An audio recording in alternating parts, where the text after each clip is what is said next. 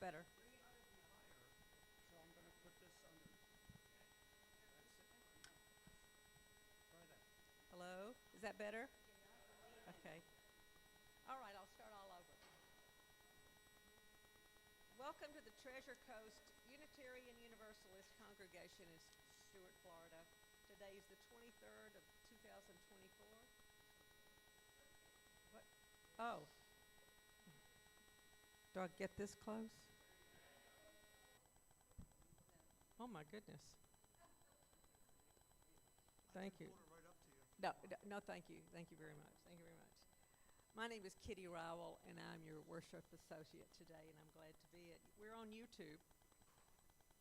To be put on our mailing list or to find out more information about us, please go to our website, tcucc.org.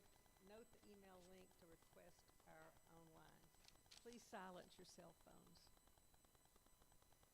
Visitors, if you're comfortable, would you come up to the microphone and introduce yourself? We would love to hear from you.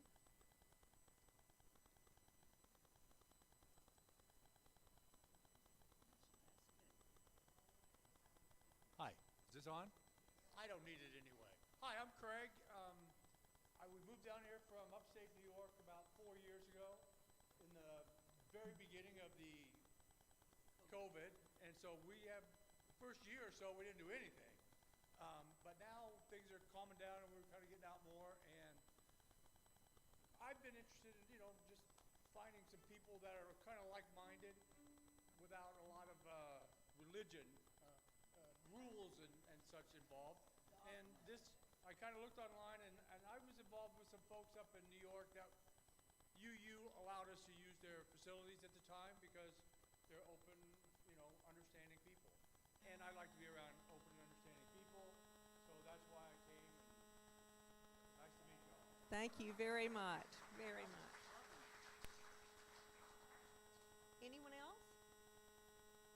I think we're all members or repeats. Okay. Announcements. See the printed order of service and the newsletter for all events and details.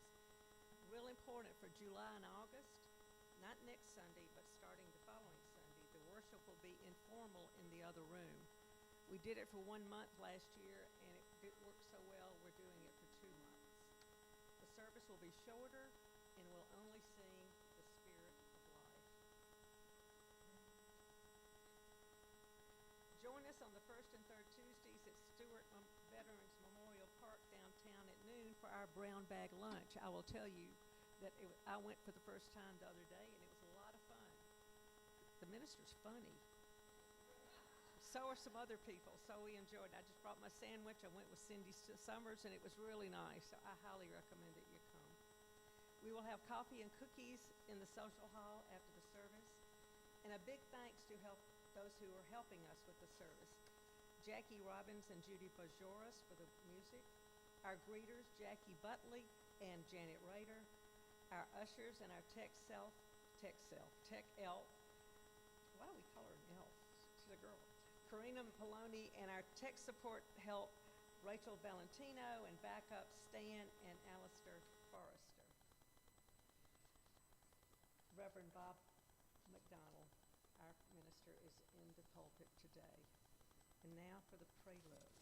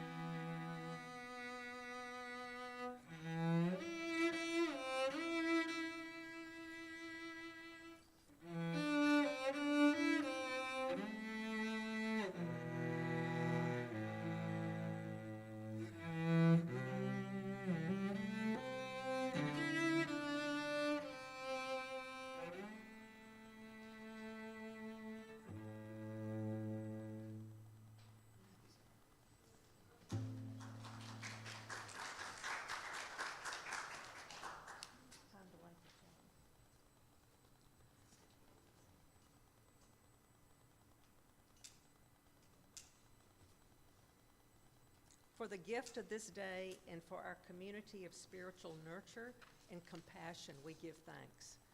We light this chalice as a symbol of our faith. May our many sparks meet and merge in communion with heart and soul. It's a wonder and mystery that our paths have crossed, that in the immensity of time and the vastness of space, we coincide here. I'm in awe at the ways in which our lives intersect and intertwine, at the beauty we create when we're together. May our coming together make us more compassionate, more just, more caring, and more loving. I'm so glad you're here. Let us worship, let us marvel at the miracle of being here right now and the mystery that has brought us together. Did you hear any of that? The last 3 words. Oh, you want me to say it again? Beautiful, actually. I love this. I'm going to say it again. It's a wonder and mystery that our paths have crossed, that in the immensity of time and the vastness of space, we coincide here. I am in awe at the ways in which our lives intersect and intertwine, at the beauty we create when we're together. May our coming together make us more compassionate, more just, more caring, and more loving. And may our hearts and minds be open to this offering. I'm so glad you're here. Let us worship, let us marvel at the miracle of being right here, right now, and the mystery that's brought us together. Thank you for your feedback. Okay, hymn number 112, stand if you'd like. It's called Do You Hear?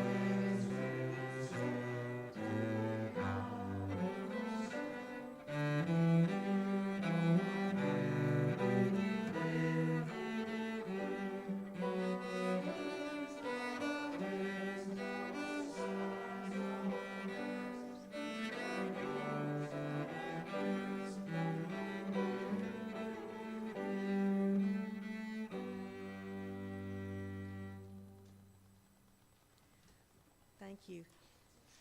Let us recite our affirmation, speaking the first verse and singing the second. Love is the spirit of this church, and service is our law. This is our great covenant, to dwell together in peace, to seek the truth in love, and to help one another.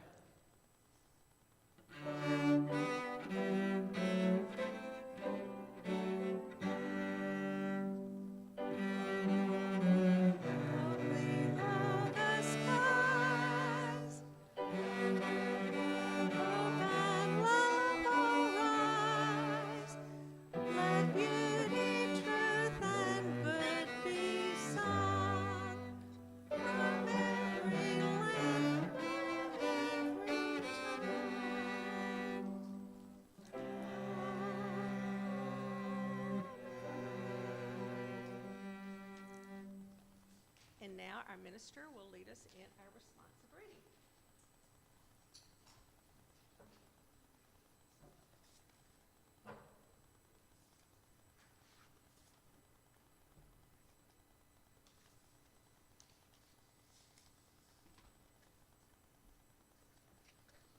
After the sermon, I'll ask you if you're able to hear me. And I've got a feeling you won't say no. The responsive reading is 437, Let Us Worship, 437 by Kenneth Patton. Let us worship with our eyes and ears and fingertips. Let us love the world through heart and mind and body. We feed our eyes upon the mystery and revelation in the faces of our brothers and sisters. We seek to know the wistfulness of the very young and the very old, the wistfulness of people in all times of life. We seek to understand the shyness behind arrogance, the fear behind pride, the tenderness behind clumsy strength, the anguish behind cruelty. All life flows into a great common life if we will only open our eyes to our companions. Let us worship not in bowing down, not with closed eyes and stopped ears. Let us worship with the opening of all the windows of our beings, with the full stretching of our spirits. Life comes with singing and laughter, with tears and confiding, with a rising wave too great to be held in the mind and heart and body. To those who have fallen in love with life, let us worship, let us learn to love. And now our time of sharing matters of joy and sorrow. We hope that you will share yours, knowing that you are heard and supported. We ask that they be brief and personal and not announcements. Let me start off, if I may. I'll start off with Regina. It's so great to see you. Were you coming up here? Well, go ahead. Come on up. Is this the first time after the fall at Barnes & Noble? Did you win your lawsuit there? At Barnes & Noble, yeah, $1 million. No, I can't blame them.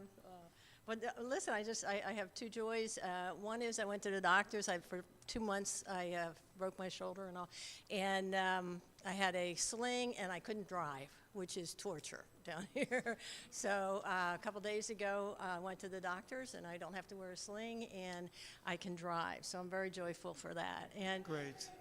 And my other joy is so many people here reached out to me and, offered to help and just, told me they cared about me. And I just want to say it's just a wonderful joy to be a member of this congregation because people are very loving and caring. We hope you get that message without breaking any bones, Regina. Also, I want to tell you, I had a surprising joy this week when the daughter of Yashi and Ann, Komi Nozawa, with her daughter, called to say they were in town, they were leaving town, but they wanted to see the tree and the sign out back, which Barney and John had installed. So they were very happy to see it there. They came in and saw the plaque, and they came out front and saw our vaults for urns and ashes, and they said they would likely be back next summer and have those ashes with them. So anyway, it was just good to see them and hear how they're doing, and they wanted us to know how much we meant to her parents, and I was sure to tell her how reciprocal that was. Also, I got to see Rose Krickenberger a couple of days ago. She has a new knee.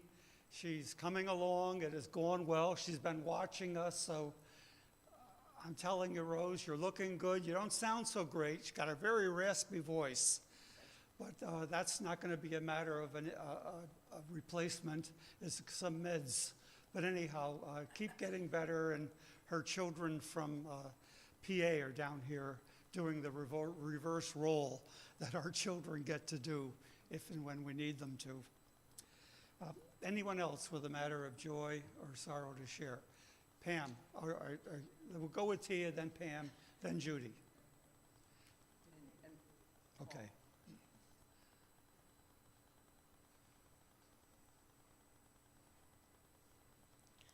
Hi, I'm Tia. I'm here with a joy and a concern. The joy is that Stan was in the hospital this week, but he's home. He was planning to come today. He may still yet come. But the sorrow concern is that David Gray is now back in the hospital. So GI issues, and that's why Judith is not here either. She's saving the energy that she has to go and visit with him. So hopefully everybody will be home from the hospital soon. So, and I'm sorry again, Deb, for visiting the sickness on you. They're still sick from our visit. So, Okay. Which hospital? North? St. Lucie? yes, HCA. Yeah, the one on- Hi, my name is Pam Corbin, and I'm here as a joy to give out some thank yous. As you know, a couple of weeks ago, John Moran helped me with a solo, and I forgot to say, John, thank you. Thank you. I was nervous, and you helped me. And then to tell you about Brown Bag Lunch. We're going to have a lot of news about Brown Bag Lunch in the future, and we want you to be prepared. Change is hard. But I want you to know that Brown Bag Lunch was not a solo effort. It says in the church program that contact Pam Corbin, but Brown Bag Lunch came about because Marguerite Gregory and I spoke together and said, we want to get together. It was during COVID. We wanted to get together outside. And if you're going to have a wingman, you have to have Marguerite Gregory. And do you know that she also does the kitchen? And so, Marguerite, thank you. Thank you for your support.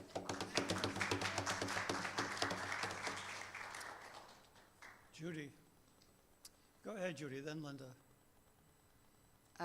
Very quickly, I share the joy that Pam expressed about being able to make music with others, and so that is my joy. You know, it's such an honor to be able to play with Jackie.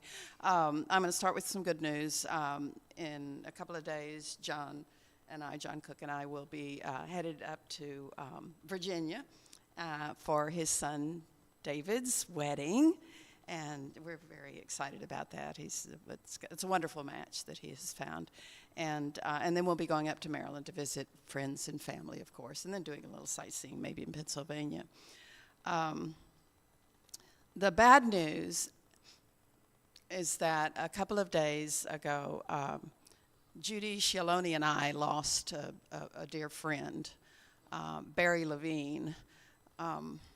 Barry and his wife, Lenan, were so welcoming when John and I started snowbirding down here in this area, and it made all their friendship has made all the difference in the world. But he's been struggling with health issues for quite a while, and the day before yesterday he passed. So hoping the best for Lenan, and then his sister is a dear friend of ours and as well. So okay.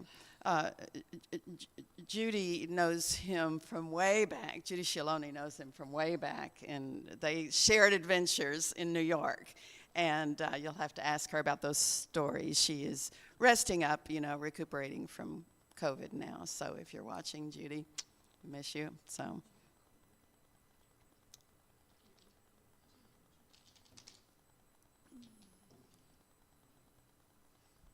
Hi, I'm Linda Shuey. Can you hear me?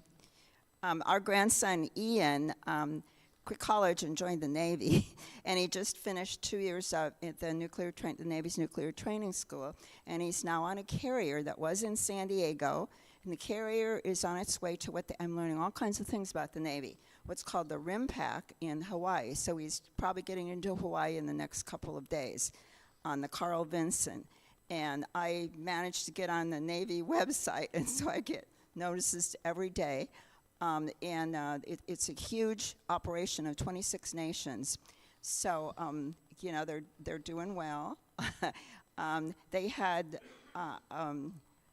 went to Los Angeles for a fleet weekend, and apparently everyone was treating the sailors, every time they went out to eat, people were buying meals for them. So anyway, that's good news. A little bit scary news. They're headed for the South Pacific. And so keep our fingers crossed. Thank you. Yeah, Bob, come on up, and then Ronnie after you. And then maybe that will be it. Oh, yeah, and you, of course. I would never cut you off. Unless I forgot. Well, got some bad news and good news. The bad news is I've been having a time with this classmate of mine, Marilyn, and she had that TIA, minor stroke, but it affected her cognitive reasoning more than everyone planned for, and it was really quite disturbing because she was a brilliant lady with a master's in mathematics and did many accomplishments in her life. But then after she got out of the hospital at, I guess it's Morton South or Cleveland Clinic now, they lined her up with home health care, which was charging her about $1,000 a day with 24-hour treatment, and it was a ripoff. So I got in contact with her relatives out in Seattle and got her niece here. We got her placed in this Discovery Village down on Cove Road, and she'll have much better care there and much more reasonable rates. So that's the good news. So thank you.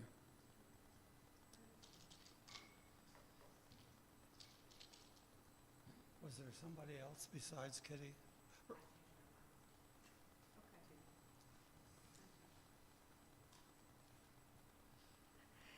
My youngest grandchild's birthday is on my birthday. She's 7 years old. And this Wednesday, she's going to have brain surgery.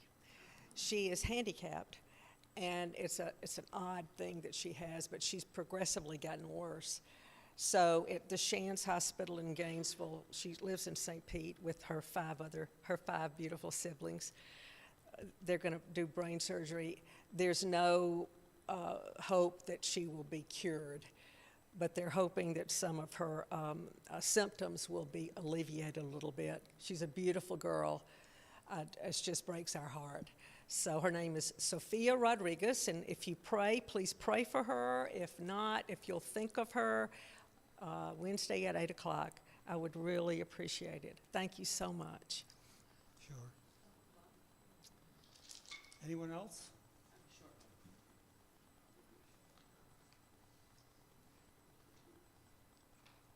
Hi, my name is Jackie Robbins, and I have the privilege of teaching someone who only has his right hand available right now because he got 3 strokes after the COVID vaccine.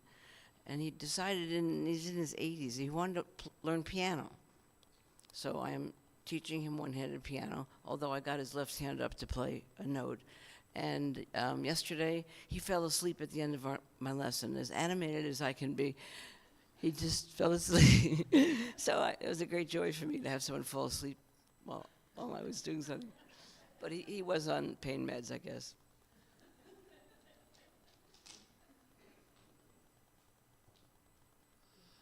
It's good to see Bill Falk here. Bill took a vacation. He took a vacation from us, but I know he kept in touch. And we sure want you to, Bill. It's better to see you in person, both of you. And we always move one for people that, are you? Is someone, oh, okay, well, move one for people we haven't said out loud. And we always have people we worry and care about. Thank you, Kitty. For a prayer meditation, again, I found a hymn. It's number 5.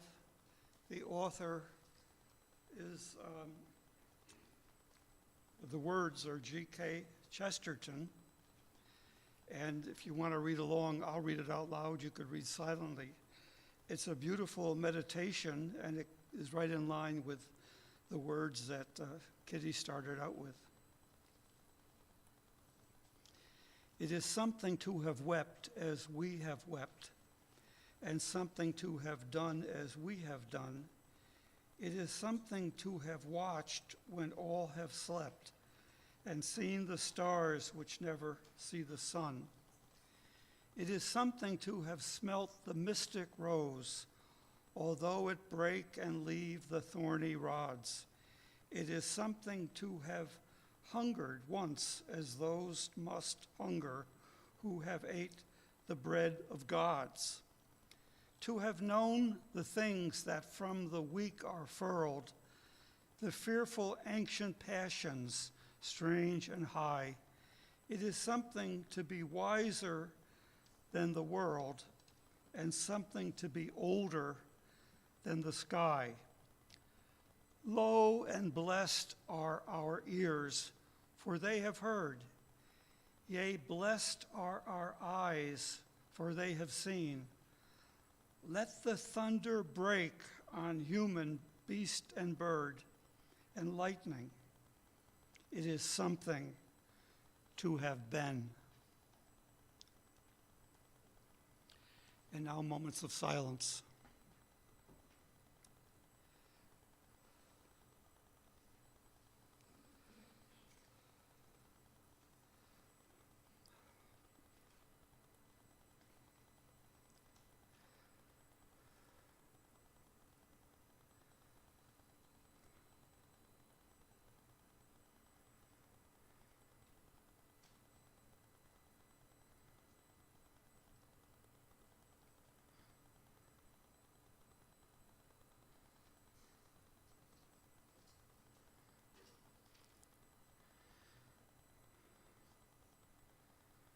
Spirit of Life is hymn number 123. We hum it once, we sing it once, and we stand or sit, whichever we prefer.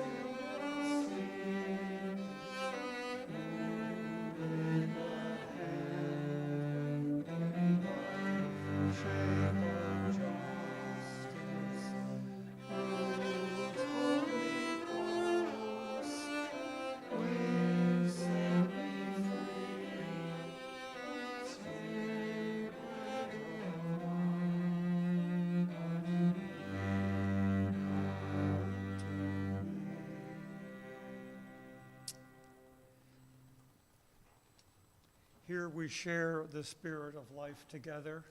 Here we share our generosity. Hopefully we receive it, and hopefully we give it because you know we need you to.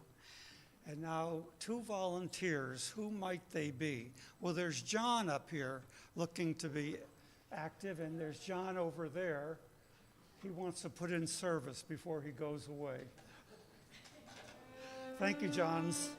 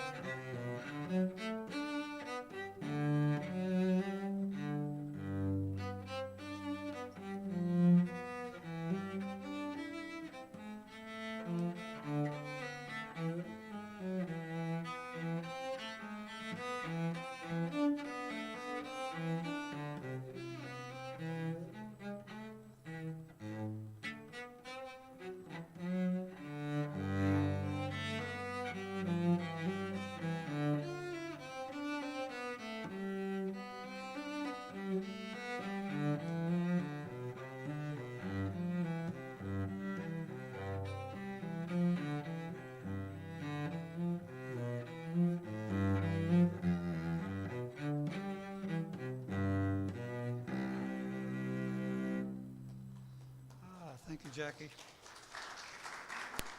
Now, John, is this a song you wrote? Yes. And he sung it before, but I asked him to sing it again, and he's willing.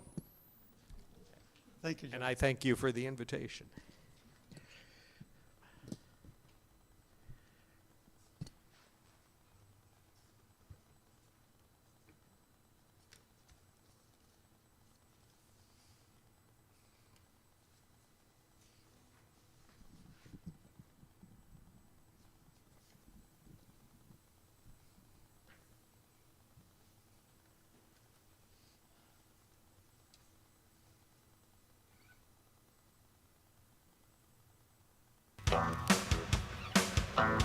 Gather round, make a feast, join our friends and sing through the night. Take the lead, set the pace, your heart beats the rhythm, your eyes are the light. Jump the shark, take a chance, feel the beat start to shake the floor. Keep it up, rule the night, thunder and lightning, we're reaching for more. Celebrate, seize the day, find a way, seize the day. It might rain, it might shine, watching the weather won't change a thing. We don't know tomorrow till this rising sun and the bells start to ring. We are here only now, so dance this dance to survive. We are one, you and I, sharing joy that keeps us alive. Celebrate, seize the day, find your way, seize the day. Touch the earth, touch the sky, feel the music, welcome the grace. Open eyes, open ears. We don't have forever, just a perhaps just today. Count your feet, clap your hands. Together set fire to the night. Soon begins the sunrise. As the bonfire fades, we reach for the light. Celebrate, seize the day, find your way, seize the day. Celebrate, seize the day, find your way, seize the day. Celebrate, seize the day, find your way, seize the day.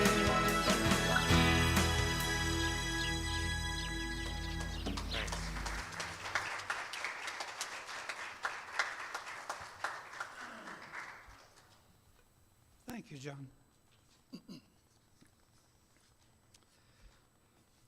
Next week, my friend John Brown, the Reverend Dr. John Brown, will be back after having been away for quite a while. Just so happens that he had some kind of a heart event a month or so ago and now has a pacemaker and says he's fine. So treat him gently next week, John Brown, unless you're inclined not to. Also, I was thinking the 2 months that we're going to be in the other room is a long time to be away from some of our northern folks who watch us. So I've been told that if we just have a phone, we can set it up and catch the services in the other room. They're going to be like a half an hour to 40 minutes for the most part. So if anybody here is willing to help with that, I'd appreciate it. I'm going to see if Karina can show me roughly how you do it, and then we'll try it to keep in touch with our folks up north. I was glad to hear from our new attender today, Craig, that he's from Binghamton, and I asked him if he went to UU, and he said he knew a pagan group up there. So I asked him if he was here looking for pagans, and he said no, he was really here looking for answers. So all I could say was, I think you'll find more pagans than you'll find answers. But anyway, we're glad you're here looking, period. We all are. In the 50s and 60s, Christian theologians from the UK published some works that at the time were mind-changing and life-changing. The first I remember was Leslie Weatherhead's The Will of God. Up to that point, the will of God had been a catch-all explanation for whatever you couldn't explain otherwise. That was also called the God of the gaps. Two examples impacted Weatherhead and led to this writing, his book. A missionary couple in India placed their precious newborn in an uncovered, meaning unnetted, bassinet on their open porch, and soon the infant had malaria or typhoid or something like it and died. The parents were inconsolable, but were told to try to find comfort in the will of God explanation. Weatherhead was head-scratching. What kind of God? What kind of comfort? The second example got a lot more time in his book and has had a lot longer shelf life for Christian believers, at least many of them. Was Jesus born to live or born to die? If he was born to die, you know, for our sins, for our afterlife, then how could anyone be blamed for that? He was just fulfilling his purpose. But how could such a deity be believed in? Death, of course, is the end of all of us, but it's rather an unintended consequence of living, wouldn't you say? If you ever asked your parents, now, I used to always ask my confirmation classes of 8th graders, did you ever ask your parents why they had you? And almost half of those kids would say, really, I was an accident. I'm not sure, I don't think that was true of all anyway. So anyhow, if you ever asked your parents, what were you thinking? They were more likely thinking their love for each other, which morphed into their love for you. They weren't thinking the end of your life, rather the beginning and all that could happen before your end or even before their end. So Weatherhead works out how it could make sense to make something positive of Jesus' horrible execution. But to make that his purpose in living was just too many mental knots for Weatherhead. And Weatherhead didn't go where I've landed. You go on about his death and your benefits of that death, so you don't have to face what he lived for and suggested we might live for. So what he lived for was his point, and what we live for is ours. Will of God talk for Weatherhead did more harm than help. Which reminds me of the great silver-tongued anti-war chaplain of Yale and New York City's Riverside Church, Minister William Sloane Coffin. His son, about 25, died in a Boston Harbor traffic accident. Now, when Coffin could go back in public again, he said at the reception in his home, his congregants brought food and his colleagues in ministry brought will of God talk. Coffin knew it was too much beer, not the will of God. A second mighty volume from the UK was Bishop John Robinson's Honest to God. Robinson was a mentor to one of our book club favorites, Bishop John Spong. Robinson draws from 3 German theologians to say, we've got to think differently in matters of religion. From Paul Tillich, he writes, think depth, not location, not monarchical metaphors, depth. We all have that, depth. Do some archaeology on yourself to find your meaning and your mojo. From Rudolf Bultmann, he discovered the Bible is empowering mythology. So read it that way. If you don't know what it means, it will do more for you than if you do, or think you do. And lastly, from the Lutheran German pastor Dietrich Bonhoeffer, who took part in the late World War II plot to assassinate Hitler, and Hitler made sure Bonhoeffer was put to death in prison about a day before Hitler's own suicide. History flashing point. Beware of leaders who will seek revenge. Sorry, I don't know where that came from. Bonhoeffer discovered a way to think about Jesus, even believe in Jesus. He was a man who learned and taught to live for others. So not savior or even lover of me, but man for others.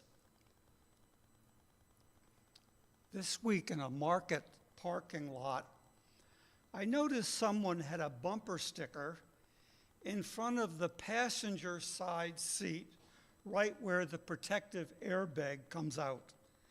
It said, Jesus loves us all, and I'm his favorite. Oh, Jesus. The third book got me thinking about my topic today. It was J.B. Phillips, Your God is Too Small. Deity is made in our image and often reflects the worst, not the best in us. These are some of his heading metaphors. Negative thinking that somehow gets laid upon God. Resident policeman, parental hangover, grand old man, meek and mild, absolute perfection, heavenly bosom, Now, it seems to me I brought that up recently from another theologian, but here's J.B. Phillips. Deity, he says, is made in our image and often reflects the worst, not the best, in us. The Judeo-Christian tradition, which is the ancestor of both Unitarianism and Universalism, began as a tribal religion in an area of a lot of tribal religions. Where did the deity and the tribal religion come from? One answer is that Moses escaped with his tribe to the desert, out of Egypt, and found there a priest named Jethro with his own cult, tribe, and daughters. Moses got one of the daughters and the cult. Now, that's a tradition that has survived. If you marry a daughter, you get a dowry and a religion. That was kind of an urban legend in the very Catholic town, Troy, New York. Roman Catholic girls, some of us were told, got extra credit for snagging and flipping Protestant boys. Honestly, I heard that way back. An early tradition in this ancient tribe, according to the book of Deuteronomy, the last so-called book of Moses, an ongoing mystery is how Moses could have written and signed off on all these books, which includes his death. But ours is not to ask why or how. All right. But according to the book of Deuteronomy, there's a ceremony in which each tribal member is to recite these words: "A wandering Aramean was my father." And then into Egypt.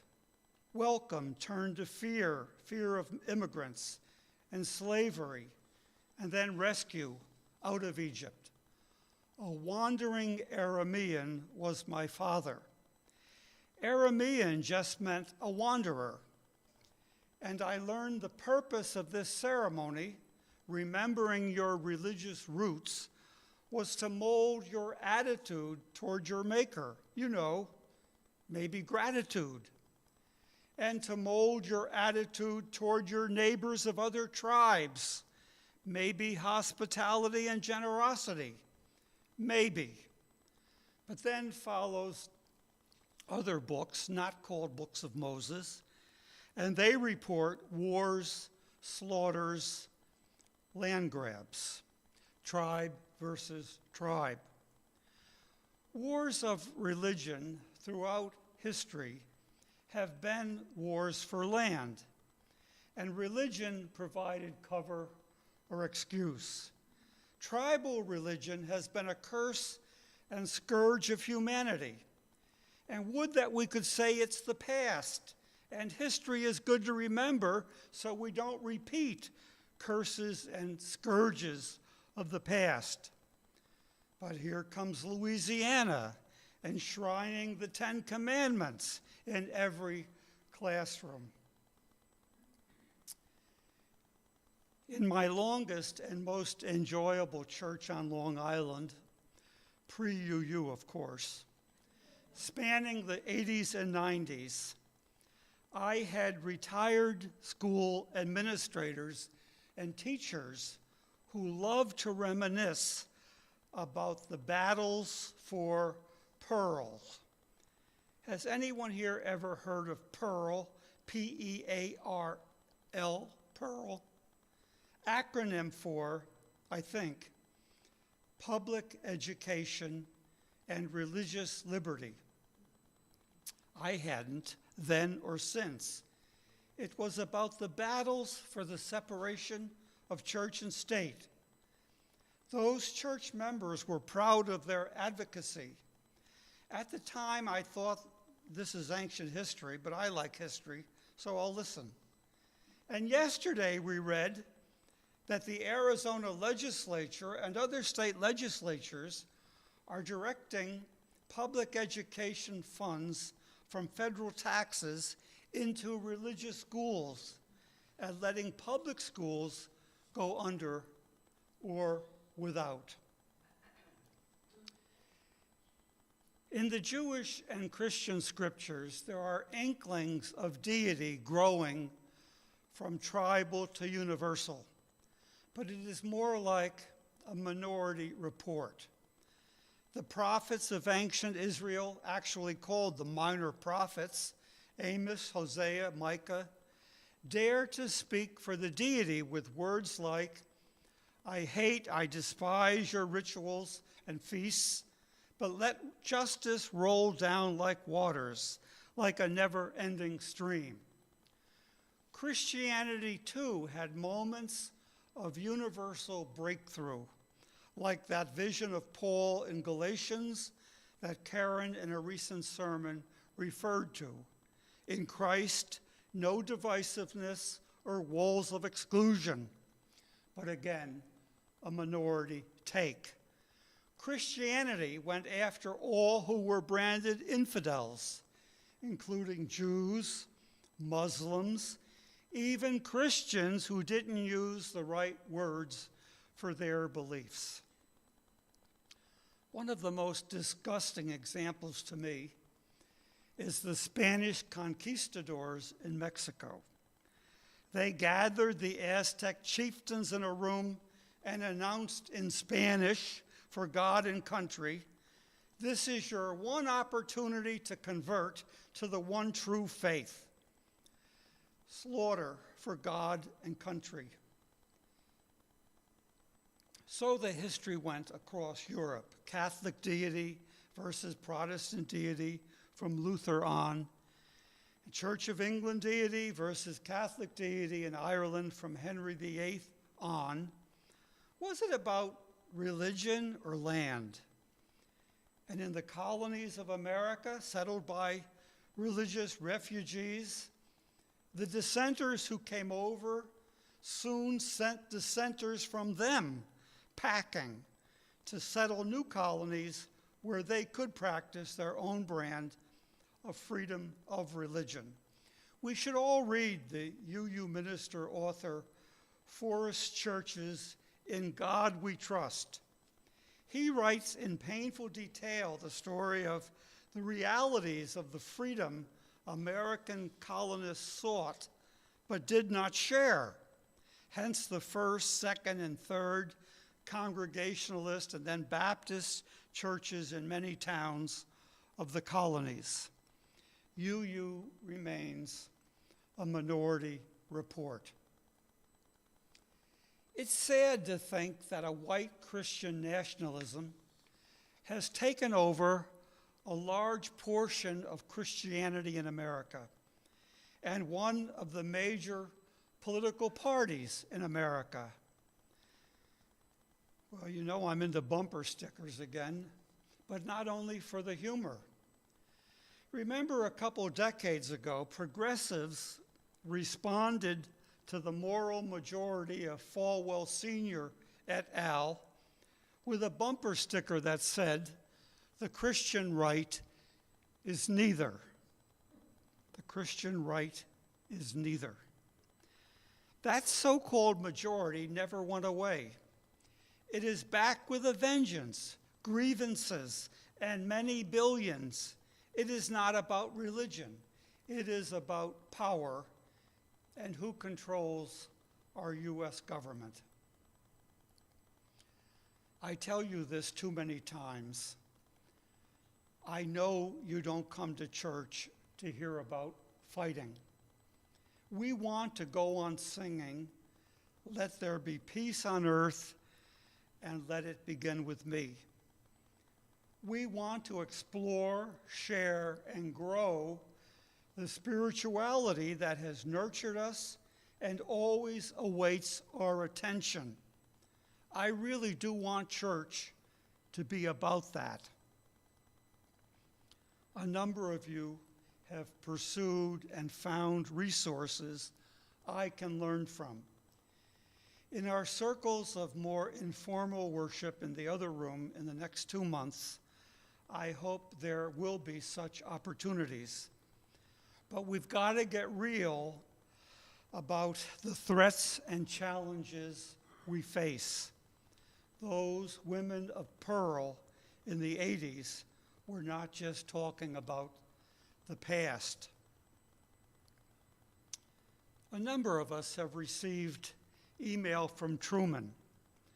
Truman Dunn, for those new here, is our community minister. The UU churches in Winston-Salem and Stewart share him, and he's up there until October, I believe. He's a retired Moravian minister who was tried for heresy in 2003. He was acquitted. The heresy was his conviction that there is more than one way up the mountain. So he signs off his emails with, "The Zen you seek at the top of the mountain is the one you bring up with you." I also like Tillich's talk of depth, because we all have that. And when we pay attention to our depth, our inner resources, we find strength and peace.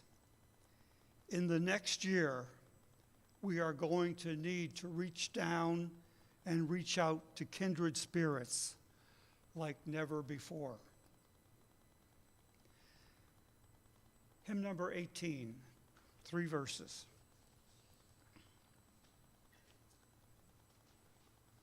Stand or sit, whichever you prefer.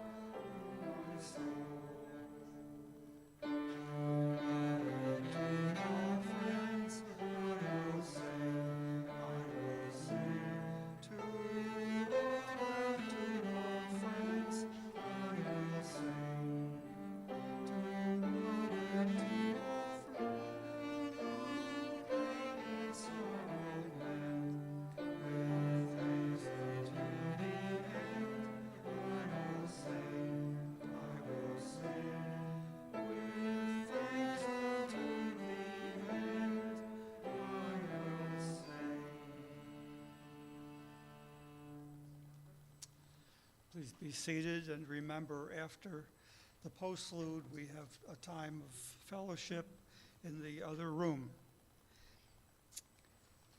Now, during the extinguishing of the chalice, these closing words, I chose these from Lao Tse in the back of the hymnal, entitled Beyond Words. How do you say that name? Is it just Lao Tse? Okay. You can educate me later, but these are the words. Existence is beyond the power of words to define. Terms may be used, but are none of them absolute. In the beginning of heaven and earth, there were no words. Words came out of the womb of matter. And whether we dispassionately see to the core of life or passionately see the surface, the core and the surface are essentially the same. Words making them seem different only to express appearance. If name be needed, wonder names them both. From wonder into wonder, existence opens.